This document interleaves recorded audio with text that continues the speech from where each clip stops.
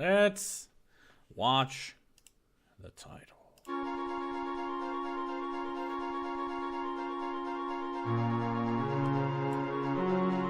London, England, November 1888. Hey, Spicky! And Gabriel, Mew, Eldridge, Goblin, Garlic Bread. The Lost Files of Sherlock Holmes by Electronic Arts. Back when the company was still good, and not a money-grabbing, money-hogging, greedy bastard. In the alley behind the Regency Theatre. I got my posh British tea ready and all. I didn't get any tea. I should have. Excuse me.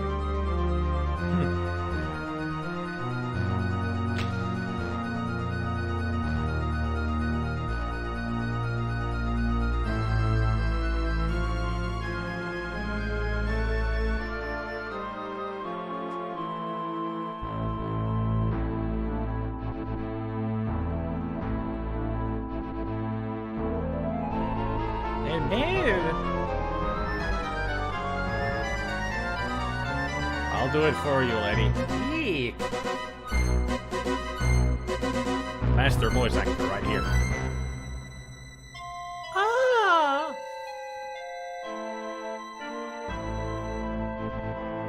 Early the following morning on Baker Street.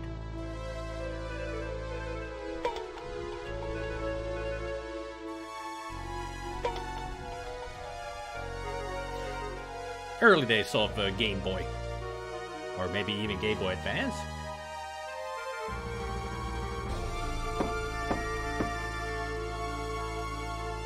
Yeah? Begging your pardon, ma'am. This is a note from Mr. Holmes from Inspector Lestrade of Scotland Yard. Oh, very well. I'll see that you kept it. Thank you, Constable.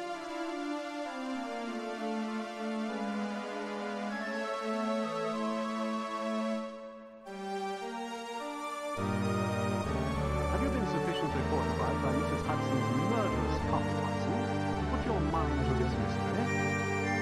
Whatever are you on about, Holmes, so early in the morning? Good question. I'm sorry to interrupt your reading, young man. Mrs. Hudson has just delivered a very intriguing note. Would you care to peruse it? By all means. If it's a note, you don't really peruse it, but you just take a look at it. Mr. Holmes, a young woman has been brutally murdered outside the Regency Theatre on Oxford Street. The evidence here suggests Can everybody Jack read? the Ripper is the man Because I certainly cannot hear. I don't know why the music is louder than the sound effects.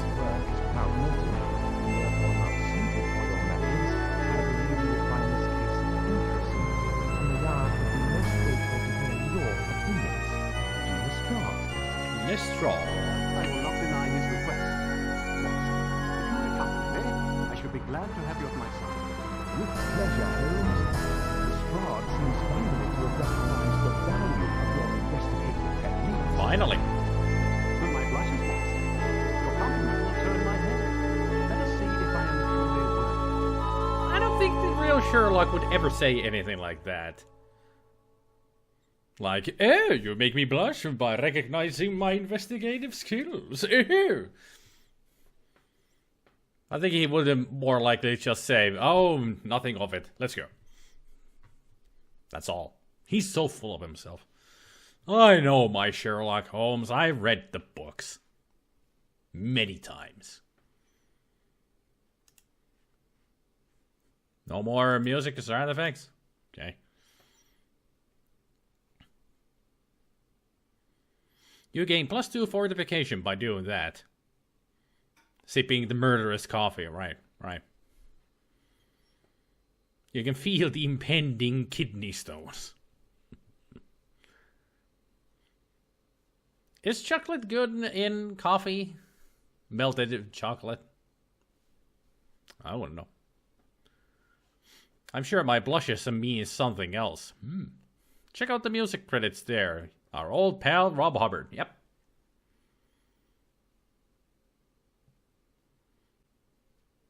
I'm sipping British tea. It doesn't get any more British than PG Tips. So can we get back to DOS? As far as I know, this title just shows the title of the game and then goes back to DOS. Yep.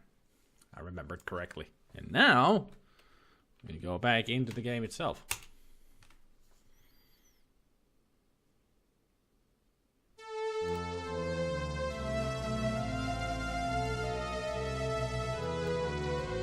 Oh, I played this game before. I wonder if it loaded up like earlier save. They're on, the music is on, party is on, joystick off. Yeah, you can play this with the joystick. Not a good thing. This is a point and click adventure game, not move your joystick game.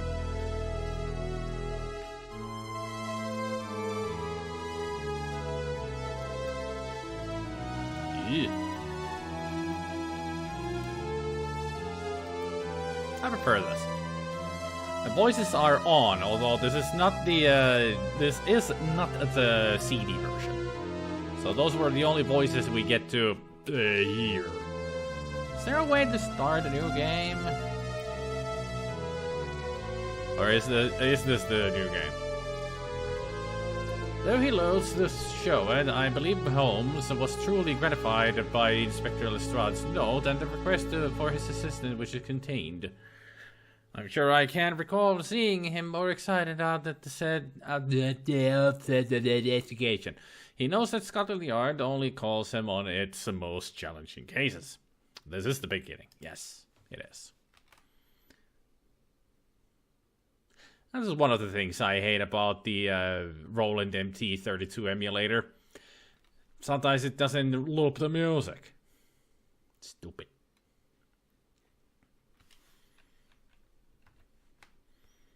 Also, I'll turn down the volume on the emulator so we can hear the sound effects better. And I mean on the MT32. All right, let's take a look. I can't look. I don't remember how to play the game.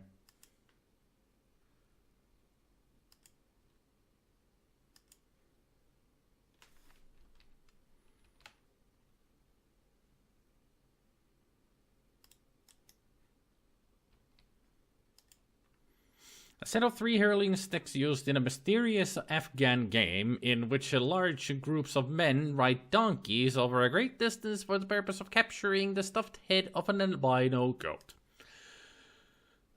Okay. The periodic table of elements, edition 1886, is affixed to the wall with brass carpet tacks. Immediately below it are hung measuring paraphernalia and a small ball peen hammer. It says ball. A rosewood sideboard, the top of which is strewn with the cigar boxes, assorted bottles of alcoholic spirits, the odd plate or two, a common cassin, and sundry ornamental Victoriana.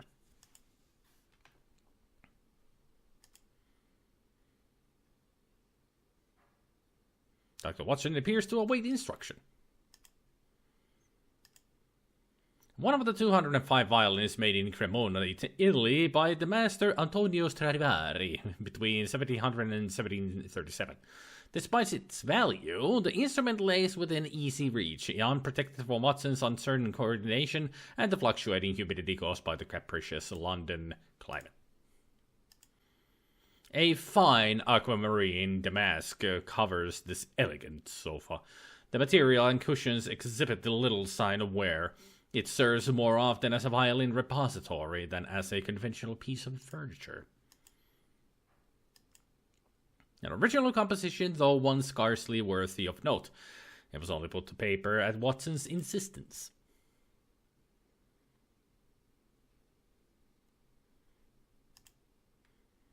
Made of carved mahogany, this bookcase holds reference works, maps, gazetteer, and an encyclopedia, toxicology, soil analysis, and chemistry texts, a collection of specialist monographs, and selected historical classics.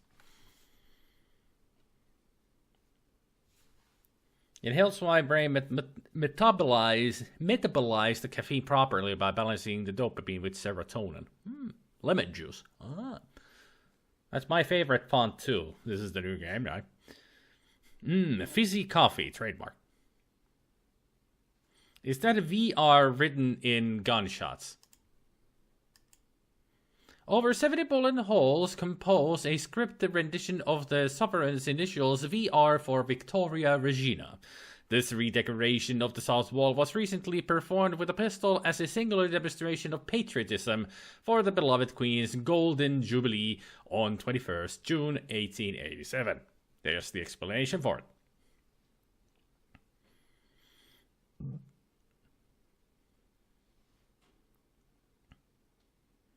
That sounds like a yes. A genuine Stradivarius. Those things are worth 6 to 7 figures these days. Yep, they are. A typical sitting room chair. The sheen of its wine-red velveteen covering shows that it is well used. A dark purple silk dressing gown with a rolled collar is carelessly crumbled on the seat, and an antimacassar requires changing.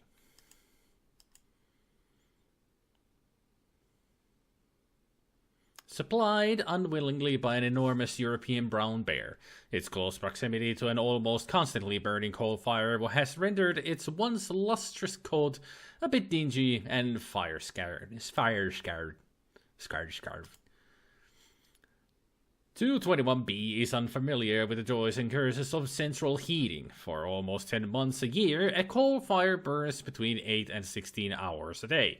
During the winter months, no indoor life goes on, far from it. A framed reproduction of Clifford's portrait of General Charles George Chinese Gordon, 1833-1885, the hero of the Chinese War of 1860. He was killed by the Mahdi's forces in the Battle of Khartoum.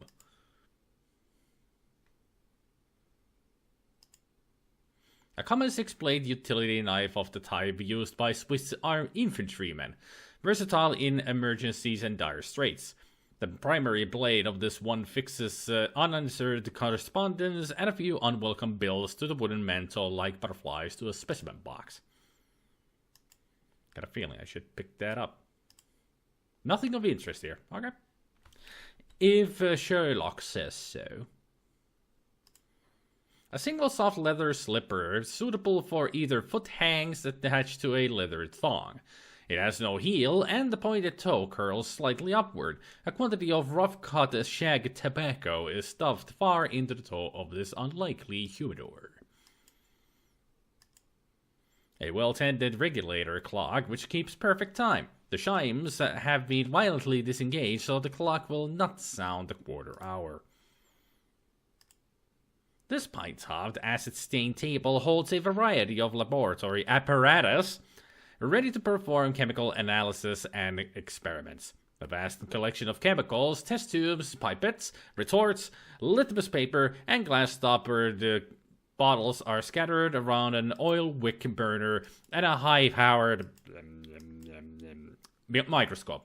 A more than slightly noxious odor pervades the whole area. Numerous jars and bottles filled with common commercial chemicals, like bichromate of potash, hydrochloric and nitric acid, powdered lime, oil of vitriol, zinc, sulfate of soda, and silver nitrate.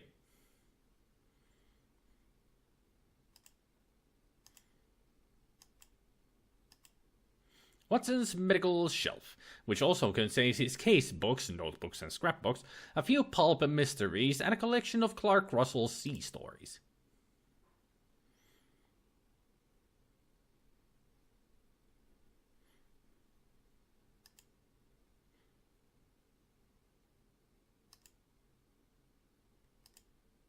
An apparatus commonly used for manufacturing soda water on a small scale.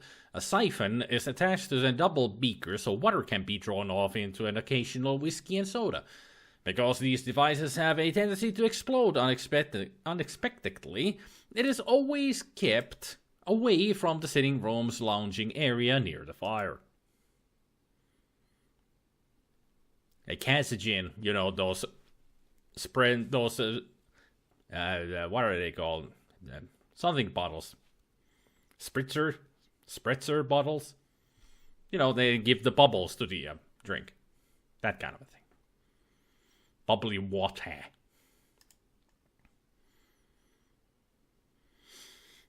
That reminds me of a story from my life. A few years ago, I worked with a second-hand goods salesman for weed money.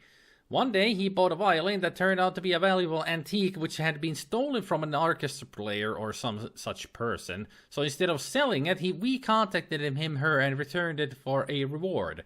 Probably wasn't a Stradivarius, though. Quite the story. A commonplace oak desk with drawers, a stethoscope, and some letters are scattered around the top. Just around the top. A handsome roll-top desk littered with insignificant pieces of paper and dust. A key, set in a single drawer, is turned to the open position. So I can open the desk. Oh.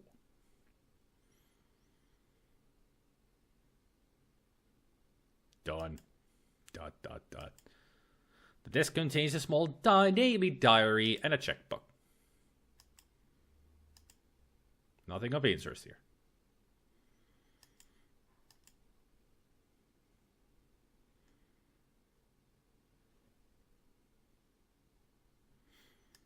Have you already begun your journal entries, Doctor? Of course, Holmes. Any case in which you take an interest will certainly interest the world. That's what they all say. Alright. Let's make a save over this one. The beginning.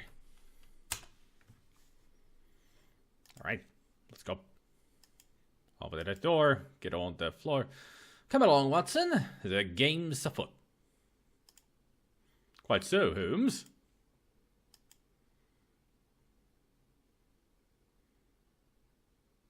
I really wish that the emulator would work better, you know, in playing the music. You know, it kind of gets too quiet at times. Ah, Wiggins. The leader of the Baker Street Irregulars is a mere boy, but he is cunning and perspicacious. Perspicacious? English word. He and his crew of street urchins are justly renowned for speedily and discreetly locating anything in London. For 30 years, Jonas Rigby has operated this newsstand. Though legally blind since being wounded in the Crimea, he recognizes all of his regular customers by the sound of their voices or the size of their tips. His proximity to the lodgings of a certain consulting detective has probably contributed to his never having been shortchanged. Hey there, awkward aardvark. Hey there, Zuberclan. Jason is always making those weird joke references that nobody will ever get. Perspicacious. Having a ready insight into an understanding of things. Shrewd, astute. Yet again, the music stops. I really should turn off the MT emulator, apparently. My compliments, Mr. Rigby. The day finds you well, I trust? Indeed, Mr. Holmes. The visit has been brisk. The great British public devours anything to do with the Ripper. While Jack's at work, my family's eating steak and kidney pudding. Yummy. Kidney pudding. There is a patch to make the music ongoing. Oh. I wish I had known that before I started this. Oh yeah, move is not walking. Moving is moving an object. Just need to replace on file.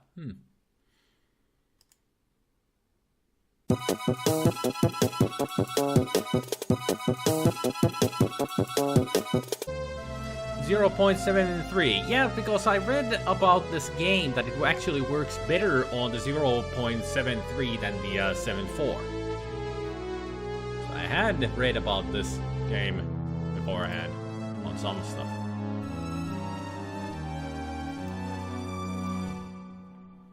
There, now we're here. Now we can continue.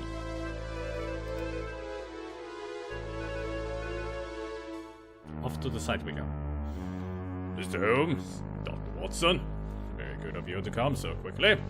After you've thoroughly examined the scene and the corpus delicti, please share your observations with me.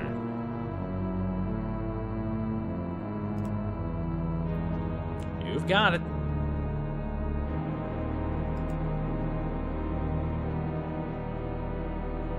Inspector Lestrade records his observations. He peers carefully at the victim between scribblings, so his notes might be expected to describe the state in which she was discovered. And also I forgot to lower the volume.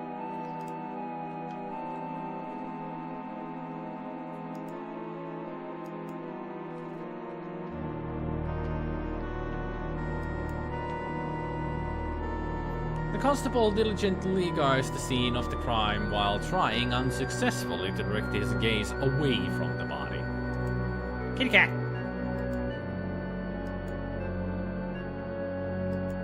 Cigarette butts.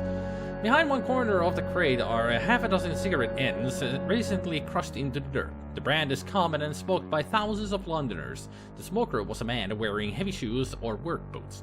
Given the length of the buzz, his fingers are most certainly stained with nicotine.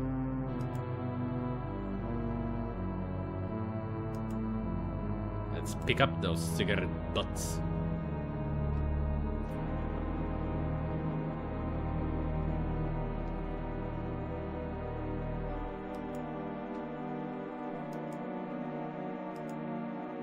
Several crushed cigarette butts. They are a common variety available anywhere in London.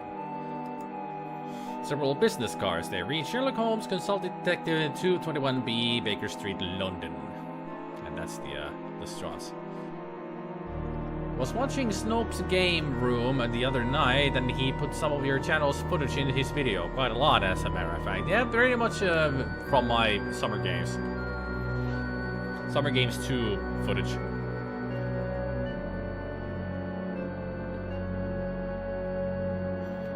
You're not the only one who notified me about this job. You're the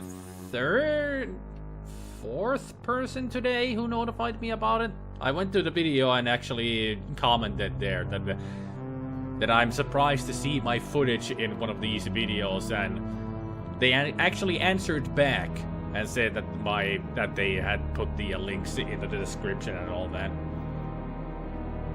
And also on Twitter, somebody told me that they had done that, and I commented over there that I'm not even if they hadn't asked me, because they hadn't asked for permission to use my footage in their videos, I don't care. I didn't care, because those are like old videos. But I didn't care. I said in the Twitter message that I don't care that they used it without permission. I was actually honored that I was put into one of those videos. And they also answered to my message in Twitter that it was the best footage they could find.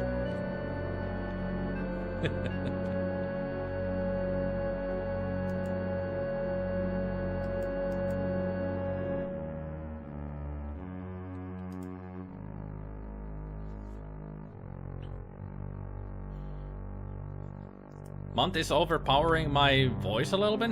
Really? It shouldn't be. Because I lowered the sounds.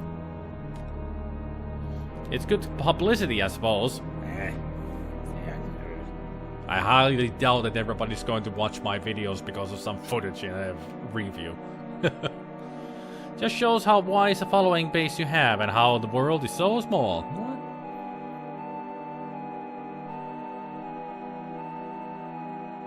It was a good video too, talking about Epic's games, especially of California games.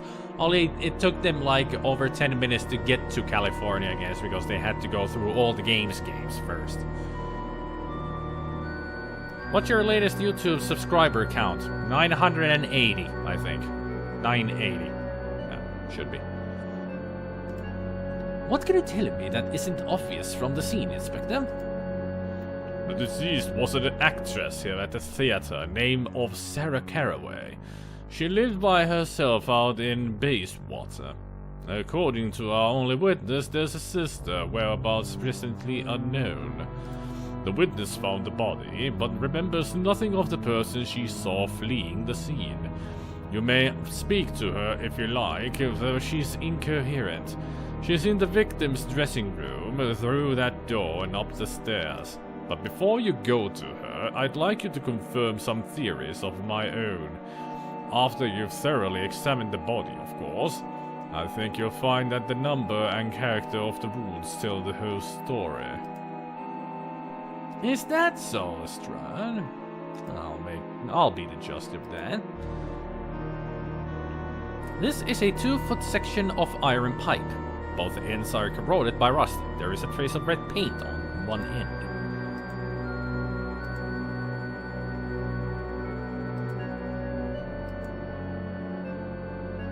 A lady's very stylish hat fashioned in fine crimson silk. Where in the world is Carmen Sandiego? That's definitely Carmen Sandiego's hat. This is a storage area for damaged or discarded stage props from the season's plays. These items are waiting for the dustman. The entire area appears undisturbed. It appears to be a common theater playbill. Still need it.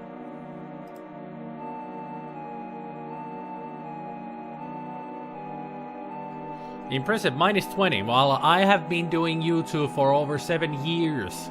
That's why I have 980 subscribers. Nyt on peli, mitä on Spiderin aivonnystyrät kunnossa. Vähän huonossa kunnossa, kun on ollut perkeleen nuhaa päällä, niin nyt pää ei ihan ehkä toimii 100%, mutta mä yritän parhaani. Now, to answer your question about the glasses, it is a simple silk-lined handbag, sometimes called a reticule. It contains a pocket mirror, a tin of facial powder, a large metal key, a kerchief, and some caches have been dumped out and apparently subjected to a hasty search.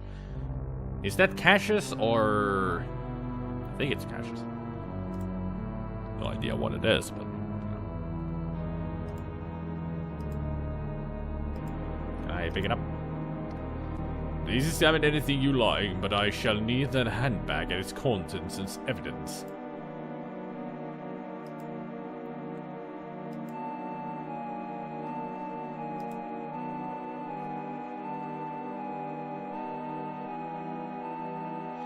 Cashew, plural cashews. A pleasant-smelling lozenge sucked to mask bad breath. A breath mint. A woman, approximately 25 years old, has had her jugular vein viciously slashed. This was certainly the cause of death. There are several non-fatal gashes on her abdomen, abrasions on the back of her neck, and scratches on her left ring finger. The distinct odor of a particularly cloying and inexpensive brand of perfume pervades the body.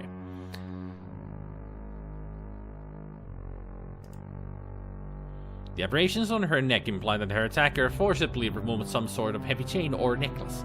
There are 3 separate lines where a chain has scraped her neck, all of which are deep and vivid. A slight skin discoloration encircles the ring finger of her left hand and suggests that the victim wore a ring. The scratches result from said ring being wrenched from her finger by the murderer. The wounds were clearly made with a sword blade, perhaps the size and shape of a scalpel. Close observation reveals that the blade was serrated. There is a trace of a white powder residue of unknown nature on the victim's coat immediately beside what appears to be the first of the abdominal wounds.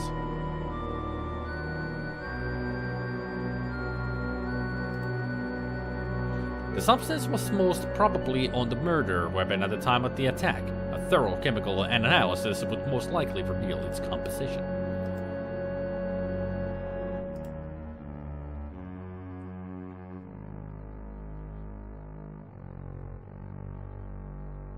Alright, let's talk to Watson and see what he says about the wounds and everything. The ragged edges of these shallow wounds suggest a knife shaped like a surgeon's scalpel but with a serrated blade. Are you familiar with such an instrument, Watson? I've never seen a tool like that in a surgery or anywhere else. I can't imagine the medical use for such a knife.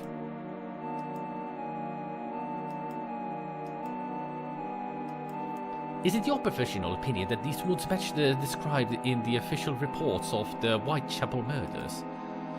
I'm sure you are much more intimate with the gory details of those cases than I, Holmes. You seem to have the stomach for it. The only thing that is clear to me is that this unfortunate woman is the victim of something more ghoul than human. Don't be so certain, my friend. The mysterious and the monstrous are rarely the same thing. There's that logic. Had to go twice for an eye test. I got 2 sets of glasses because they didn't make much of a difference unless I was looking at a darker background. Then my uncle advised me to push for surgery as my eyes weren't being affected by anything but cataracts. The optician finally agreed, so now my surgery is scheduled to go ahead in 2 weeks' time. Awesome. You need to push for it, Specky, otherwise nothing will happen, yeah? Specky, you should just go back to the opticians and all the others and tell them that fix my freaking eyes now. Because they give you a headache all the time and make you tired and all that. You really need to push them. Push it to the limit. I have high hopes in a currently still science fiction notion of taking a pill and letting nanites do medical repairs from inside the body. Potentially most likely to require a long stay in a special bed that retransmits power to the tiny machines as battery tech still isn't there. True. That's still the problem with nanomachines. How do you power them? That is the biggest problem. Well, once, you know, they get them over all that. Is there anything else that I might have missed on the corpse? Knife wounds, abrasions, the ring finger. I think I've gotten all out of the corpse. At least it should be all of it. It's been such a long time since I've played this game. And I have. I played it through a long time ago.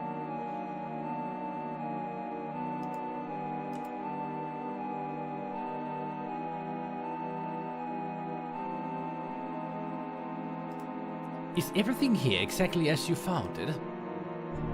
Nothing's been moved since I arrived, Mr. Holmes. I rang up the inspector. He was most particular in the instructions. Touch nothing, he says. So I've been standing here like a lump. Thank you, Constable O'Brien. Do you have any information that would assist our investigation, Constable? No, Mr. Holmes, I'm sorry, but what with fending off the newspaper gents and half the nosy buggers in London, I'd be preoccupied, as you might say.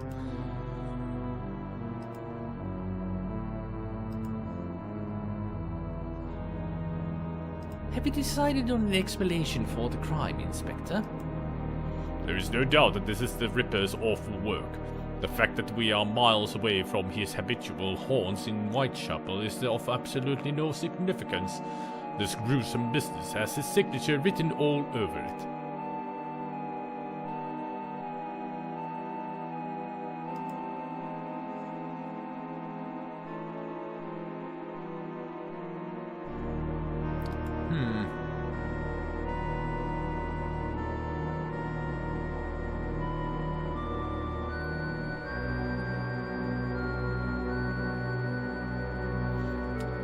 sure if I should go with the 1 or 2.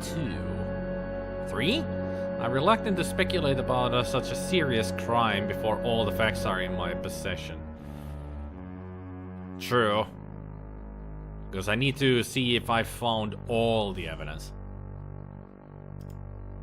I'm reluctant to speculate about such a serious crime before all the facts are in my possession. Mr. Holmes, as usual, it's difficult to pin you down, but I see that you have divined no more from the scene than I. If you do come to any conclusions, I'd be happy to consider them.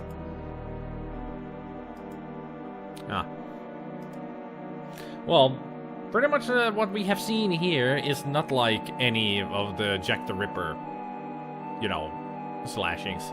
Because he doesn't steal. He never stole stuff, as far as I remember. And she was like the necklace stolen, the ring finger. Yeah, he took the whole finger. Took the ring from her finger. And it's not the usual type of a mutilation. So, this seems more like a robbery. A robbery and a homicide. Concerning surgery of the eyes, lasers have really been a medical blessing. After all, I will never shake the TV presentation of eye surgery from the 1980s involving razor blades. Yeah, that was nasty. I have seen those. Really, really nasty, but they were extremely good at it, those who were eye surgeons. They were really, so finesse with the razor blades and all. They were really good at it. It wasn't 100% success, of course, because it was dangerous work, but, I'm afraid I cannot give myself the pleasure of agreeing with you, Inspector, and being a man of scientific temperament, I doubt whether Dr. Watson will concur with your theory. Without hearing the results of the medical examiner's examination, I would not even presume to have a theory. Quite right, Doctor. Mr. Holmes and I perhaps overstep ourselves, though I am certain that the official inquest will prove me correct. You seem very sure of your facts, Lestrade, but I believe that there is evidence that contradicts your interpretation. I assure you that I have examined everything in great detail, Mr. Holmes. I seriously doubt that I have missed a significant clue. What have you seen that goes against my theory? I suspect you noticed that the victim's jewelry is missing. What do you make of that? I presume you are referring to the abrasions on her neck and hand. As you well know, the Ripper takes selected items of jewelry from his victims. This further supports my case, Holmes. I believe that if my theory were flawed, you would be the man to set me straight. But it looks like you have nothing material to add. The killer's choice of weapon is most telling, don't you think? Indeed. My professional eye tells me that this woman was killed with a surgeon's scalpel, and we know that the Ripper uses a scalpel with the skill of a medical man. Isn't that so, Mr. Dr. Watson? I think not, Inspector. Holmes's examination of the wounds revealed that the fatal blade was serrated, and I know of no medical man who uses such an instrument. That is unusual, but I suspect it is unimportant. I never said that Ripper was a doctor. Perhaps his other scalpel lost its razor's edge, and he has not done enough work with it, heaven knows. Let's not confuse the investigation with trivialities, gentlemen. Perhaps the murderer was imitating the style of Jack the Ripper. Lurid and detailed accounts of the fiend's disgusting exploits have been all over the newspapers. Perhaps pigs will one day fly, Doctor. I need facts, Mr. Holmes. My hypothesis is that the Ripper is responsible for this murder. I will restrict my inquiries to the question of the serrated murder weapon. You are welcome to look further into the entire matter if you wish. You may speak to the witness in the victim's dressing room, and you may want to examine the victim's flat at 21 Pratt Street. Is there anything more you can tell me, Inspector? I have said all I have to say. I can only hope that my inquiries into the source of the murder weapon will reveal some new link that will lead me to this foul criminal and help me send him to the gallows. I hope you have seen something that I have overlooked, though I suspect the chance is remote. It appears I have little choice save to report to the yard that Jack the Ripper is no longer satisfied with hunting in Whitechapel. A city-wide alert must be posted. And that's where you're wrong. Let's see our inventory. A 2-foot section of an iron pipe, both things are coronavirus. That's the same flavor. Playbill is dated for 2 nights ago. On the back is a message which appears to have been hastily scrawled. S. Meet me outside the stage door after the show. I have important news. B. The specimen was extracted from the wool of Sarah Caraway's dress. The sample was located at the point where the murderer first inserted the fatal blade. There is not enough of the substance to identify it unequivocally by eye, but it smells distinctly of camphor. An envelope is sufficient to hold a small amount.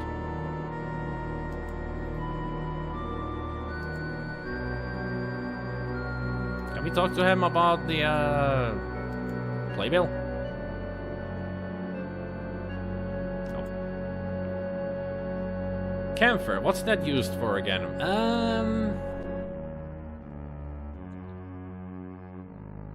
I think it was like back in these days, it was like kind of a cleaning agent for knives and such, I think. Not too sure.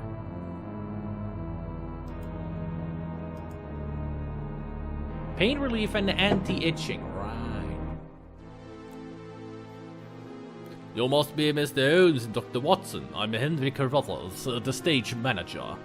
Inspector Lestrade told me you might want to look about the place. Feel free. I'm afraid we can't be of much help. Poor Sarah.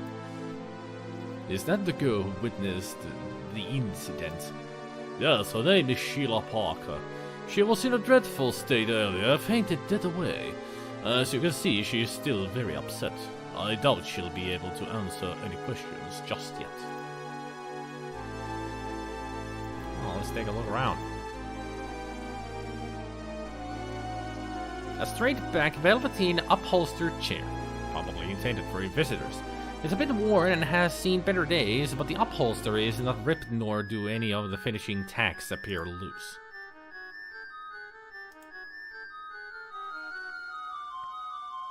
The stage manager seems to more impatient than distressed. He's fiddling with the door latch incessantly, but does nothing constructive. On his belt hangs a key. The door latch has been scratched and bent by what appears to have been a jemmy of poor quality. The scratches are shiny, so it's likely that the door has been forced open within the past 24 hours. The stain has the look and smell of macassar hair oil. There is spattering around the stain indicative of a mild impact. A single black hair, 2 inches long, is caught in the oil.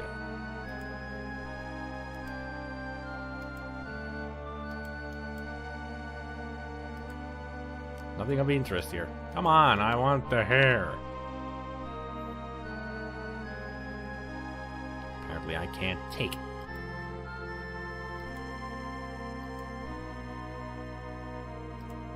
What is the problem with that door, Mr. Carruthers? Which is to say, what are you doing? The plate is broken. I'm attempting to repair it, but I'm afraid it's quite beyond me. I'll probably have to hire a locksmith to do the work. Who forced this door? Inspector Lestrade thinks it was the Ripper. He says that the Ripper broke in here and dragged Sarah out into the alley to murder her. Do you think that's what happened, Mr. Holmes? The inspector has many fine qualities, but he is overly fond of theatrics. It is clear that the murderer did not attack Miss Caraway here in this room. What is your evidence for that, Mr. Holmes?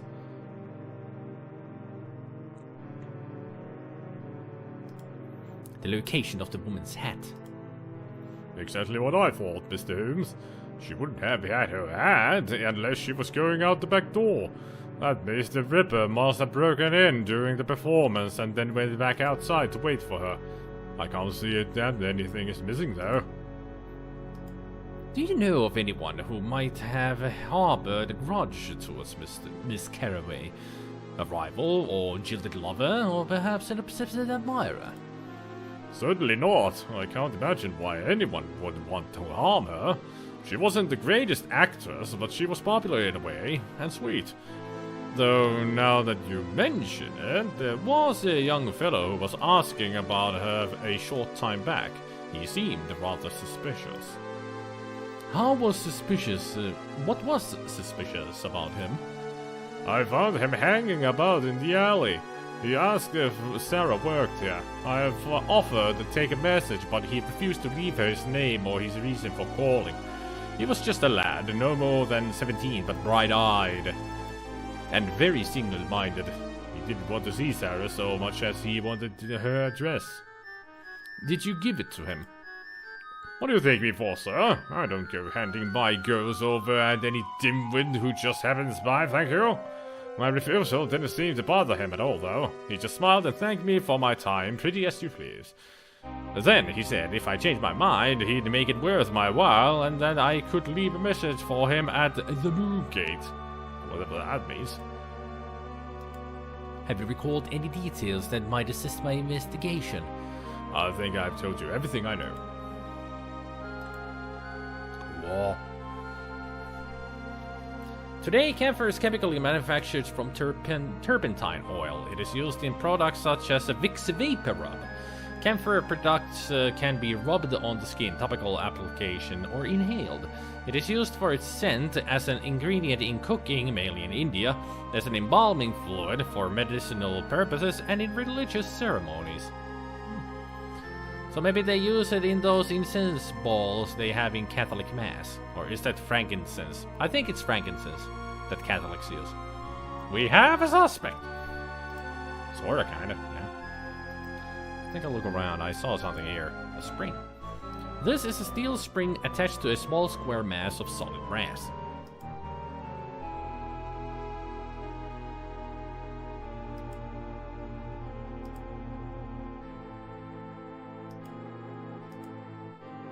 A formerly elegant mahogany chiffonier, now more than slightly dilapidated. The two outswinging grille doors are precariously hinged.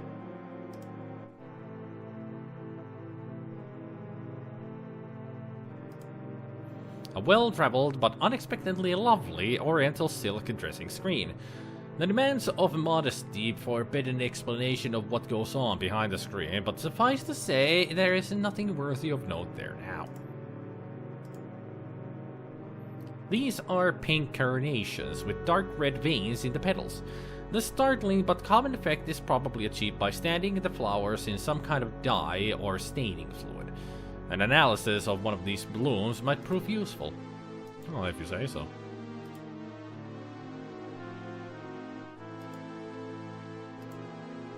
The note reads, Dear Sarah, what's in a name? A rose by any other name would smell as sweet. A secret admirer. This misquote from Romeo and Juliet is strangely the product of a feminine right hand with the unusual habit of dotting eyes with tiny hearts.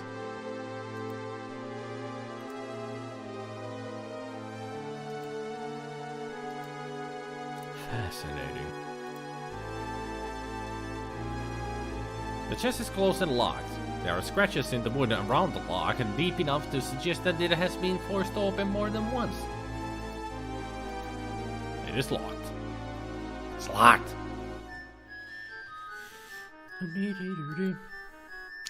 Everybody enjoying now that there's music constantly playing?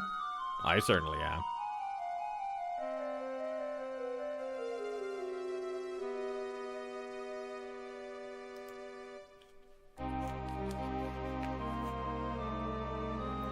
The perfume is called Eau de San.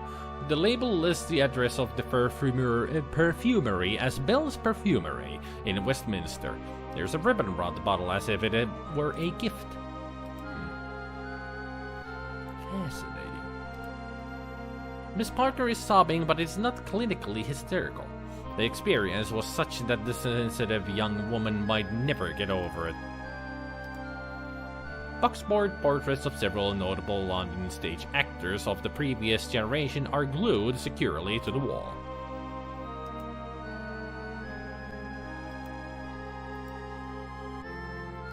Miss Parker, I'm sorry to trouble you, Do you think you could bring yourself to describe what you saw? I saw Sarah lying there. Oh, it's so horrible. I can't bear to think about it.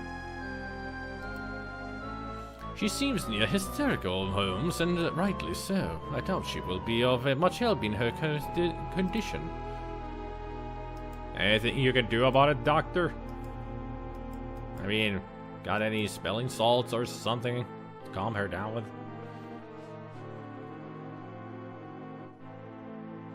I also can't remember if this has any game breaker puzzles, but I'd say often anyway, just in case. I think it has later on. I kind of remember two places where it might happen. One is the zoo, and the other one is at the harbor.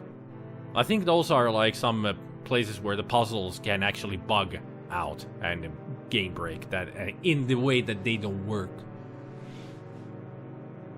Could be wrong though.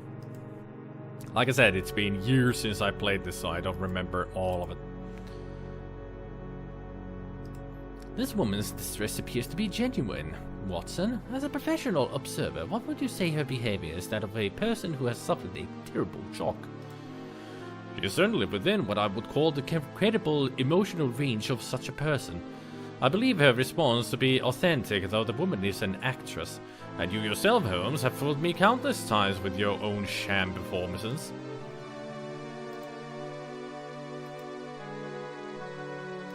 What does this room tell you of the victim? The portraits of the actors from past suggest that she was comfortable and happy in her profession. Judging by the flowers and perfume, I'd say that she was more liked than despised.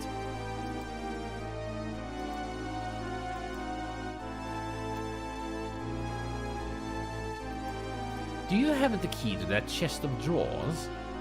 No, my master key only opens the doors. Sarah is the only one who has a key to that chest. I think she had a spare, but I don't know where she kept it. I see, son of Fokke. That was a little bit Finnish there. A Finnish saying. Isn't there something odd about the perfumery? I can't remember, but I'm sure there was something weird that happens there. In the perfumery?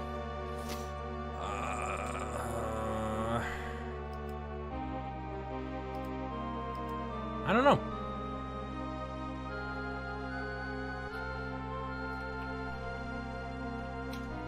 Theater.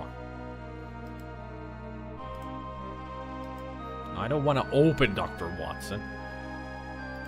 Watson, have you espied any new details? Has a blinding revelation struck your brain? I regret to admit, Holmes, but I am more confused now than we arrived.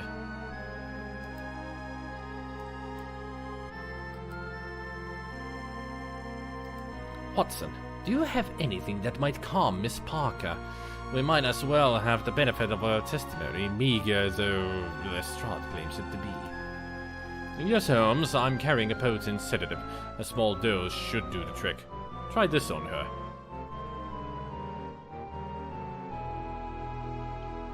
Thank you, sir. I feel better. But much like I'm swimming underwater, I think I can answer your questions now if my tongue will obey my brain. Miss Parker, do you now think you might tell us what you saw of this terrible murder? I saw Sarah lying there, dead. Blood was everywhere, but especially by her head. I could see her eyes. A man in a cloak was running off into the street, but I didn't get no good look at him. I didn't see no more than that, sir. Honest. I just ran in here and fainted, I guess. Next thing I know, Mr. Carruthers is waving his coat in my face. Do you know any of her friends or relatives? No, sir, not personally. I didn't even know Sarah very well, but about a week ago, Sarah got this pendant. Big, ugly thing it was, too. She said it was from her sister. I believe her name is Anna or Hannah, but I don't know where she lives. Do you know the secret admirer? The person who gave her these flowers? No, and neither did Sarah. She never was one of the to appreciate gifts from strangers, but she so liked these that she decided to keep them. Just tonight she told me I could throw them out if I had a mind to. Oh, the inspector has told me to touch nothing until he completes his investigation. How am I supposed to get dressed? Priorities, right? This perfume was a gift, wasn't it? Do you know who gave it to her? She said it was from her special friend, but I know nothing about him. He called for her here from time to time, but she was very secretive, always making sure everyone was away before she brought him up. As far as I know, he's the only man that sees the inside of this room other than Mr. Carruthers. I have no idea why she didn't want to show him off. Probably was the cat. The cat brought her the perfume. I found this playbill in the alleyway. Does this note written on the back mean anything to you? Let me see it. I wondered where that had got to. My fiancé came in all the way from Golders Green that night. He couldn't wait to tell me he had found a flat for us. We're to be married early in the new year. I'll be leaving the theater, and none too soon by the looks of it.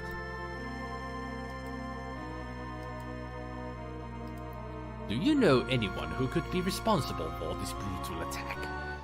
I didn't know anyone on earth could do such a thing as what was done to her. Now I know there's monsters in the world for certain, but I can't believe they are friends of mine, or Sarah's for that matter.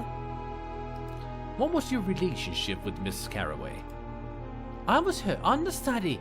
We were performing the play The Loves of Hattie Hill, and Sarah has the lead. I play Beth, the servant girl, but I understudy the lead in case...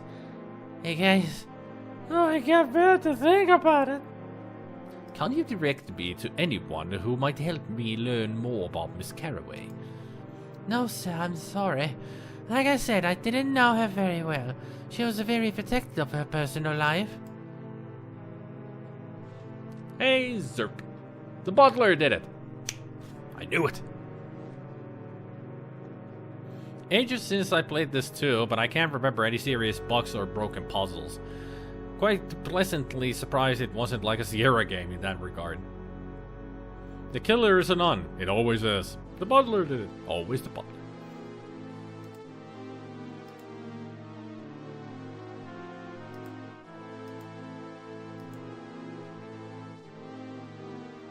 I think we gotten everything from here for now. I'm gonna do a save. Because I want to show the spring to Carruthers. Steel spring attachments to the solid man. Dark maze in the battles. Surprisingly, this is the product of feminine right hand. Perfume called all the same. Give the spring to Carruthers. I believe this spring may be helpful in repairing the lock. Why, yes, thank you. I believe that is just the piece I need. I'll have this finished in a moment if my fingers don't fail me.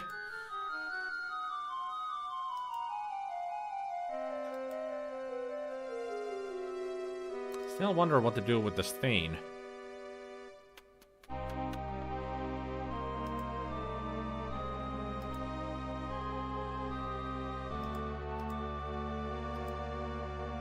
No, thank you, says Sherlock Holmes himself. No, thank you. So, what did the butler do? Killed a woman at the in the alleyway.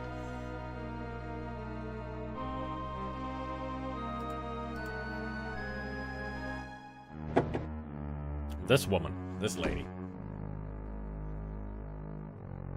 Let's talk to Lestrade again. See if we can. Nothing. Well, we really don't have anything to show him as proof that his theory is wrong. This is a well-traveled but sturdy crate with a detachable cover. The name on the theater stenciled on the cover is almost worn away. The footprints in the dirt nearby indicate someone standing here recently.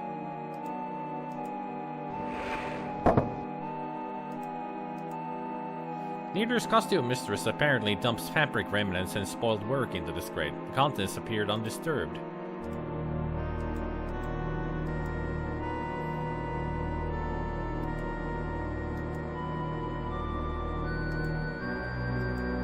pick up the hat?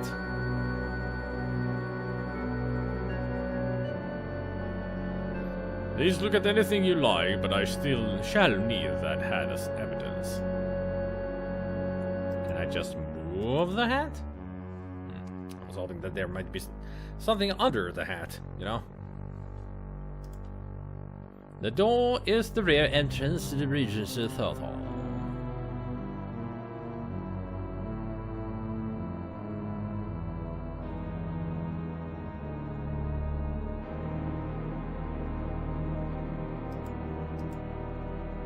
Hey, Durgan! Do you see anything of significance, Watson? I'm not sure, Holmes. What I see disgusts me so that I can barely think. I believe I have seen no clues that reveal the truth of this horrible matter to me. If I have seen any, I have not been able to understand them. I'm sorry. That's okay, Watson. Let's go back to Baker Street and analyze all these items that we've gotten so far. Like the powder and the flour.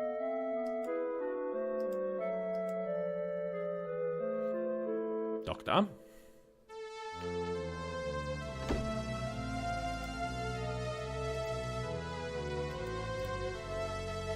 Time to analyze. Or like some people say, anal ice. Ha ha ha ha ha.